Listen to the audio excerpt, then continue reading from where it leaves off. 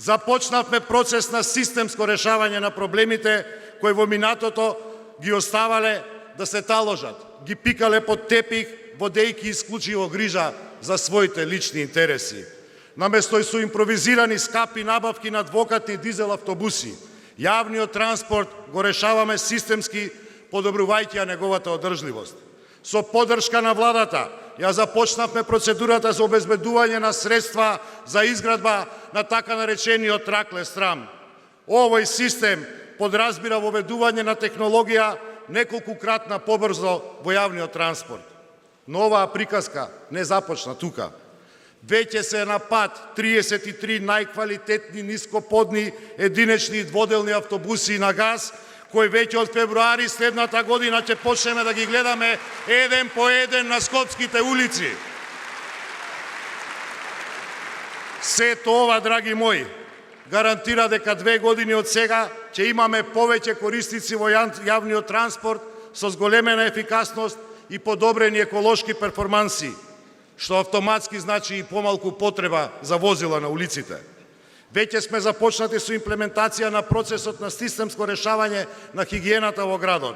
И веќе можете да ги видите и новите контейнери на улица, но тие се само почеток во овој процес. Допрва следува средувањето на хаосот со комуналниот отпад во градот. На крајот на овој процес, отпадот ќе се селектира со можност за негово рециклирање и рационално искористување. Во овие 2 години го решивме проблемот со криминалната концесија на депонијата Дрисла и во многу скоро време градот ќе го превземе незиното управување, а сето ова со цел да изработиме модел кој што ќе гарантира паметно управување со отпадот. Влезени сме во војна, која што не може да има поинаков крај освен наша победа. А таа војна се вика системско решавање на аерозагадувањето. Затоа што го дишеме истиот воздух, а нашето здравје и здравјето на нашите деца нема цена. За само 2 години превземавме 28 нови мерки кои што видливо го намалуваат аерозагадувањето на краток, среден и долг рок. Го формиравме ГЕС кој работи за превземање на топловодната мрежа паралелно со процесот на гасификација. Ова ќе значи повеќе корисници на парно грејење, повеќе корисници на грејење на газ, а помалку активни оджаци во градот. Сериозно се засилени инспекциите и зголемување на бројот на казни за загадувачите и сето тоа луѓето го гледаат и луѓето го знаат. Вкупно 13 од 23 средни училишта сега веќе имаат нови енергетски ефикасни фасади. Извршивме обука на оджачари и затоа сега можеме да го субвенционираме чистењето на оджаците во Скопје. Субвенциониравме набавка на печки на пелети, инвертери, клима уреди, велосипеди, тротинети.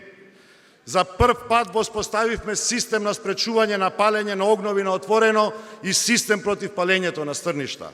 Исчистивме безброј диви депонии. Изградивме над 20 километри нови велосипедски патеки во овие 2 години.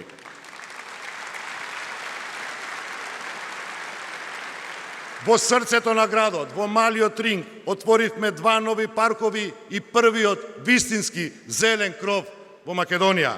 Обновивме над 300.000 метри квадратни зеленило и чекор по чекор имаме видливи резултати. Секојдневно, почитувани, покажуваме дека активно водиме грижа за јавниот интерес, што не беше случај во не така далечното минато. Градските улици и булевари се градат и реконструираат многу побрзо и многу поевтино од порано. Ги ослободуваме тротоарите и велосипедските патеки од возила. Сетете се само, ама сетете се, како изгледаат тротоарите на улица Даме Груев, Партизанска спроти Соборен храм, тротоарот кај зградата кај пошта и многу други јавни површини во нашиот град. Го зголемуваме јавното зеленило и отвараме паркови во речиси сите скопски општини. Затоа што сите сме исти, затоа што секој е важен. Сетете се како изгледаше просторот кај Филхармонија до пред 1 година, препон со коли и кал од паркирања. Денеска е полн со луѓе и зеленило. Покривот на ГТЦ беше детектиран како топлотен остров, сега е полн со луѓе и зеленило.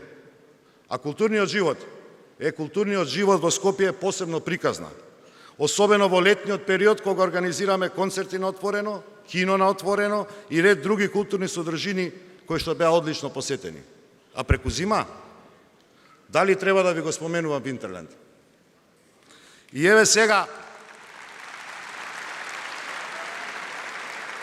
кога сме кај културниот живот, дозволете ми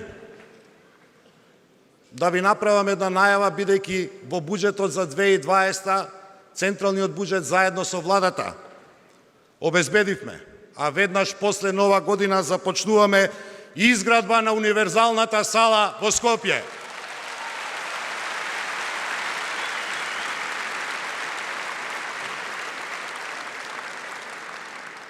Ме знаете добар дел од вас. Ова се само статистики за кои што вообичаено не знаеме доволно добро да се пофалиме. Луѓето често ми велат: многу работиш, не ти чини пиарот, не се фалиш. Еве ги прочитавме за само 2 години. Да не ги споменувам булеварите 4 кои што се градат во овој момент. Никогаш во Скопје од 1963 година наваму не се граделе 4 булевари паралелно. Ама ние не се фалиме.